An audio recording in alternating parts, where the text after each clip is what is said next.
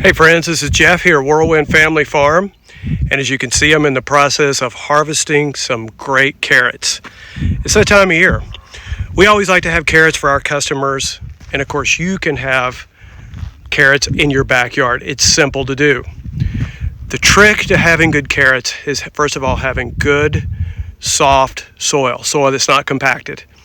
You need compost, which is the fuel for growth for those carrots, and having that in place.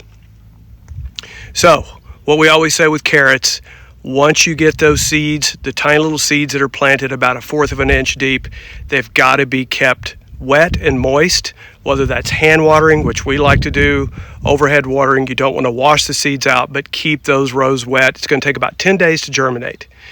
And then once you get your germination and you get the plants start to grow, then you've got about 2 months of starting to check and see when those greens start to come up. And then you can get your finger down next to that carrot and see the growth and see how big they are and start to harvest, just as we're doing. As you can see now, I'm starting to get a few out. Nice, big, straight carrots, and that's because the soil is soft and not compacted, which is allowing for those carrots to grow straight. So nice to be able to go in your backyard and harvest carrots and not go to the grocery store and get something that's not fresh, that's been shipped, something you can just go out and pick and grow in your backyard.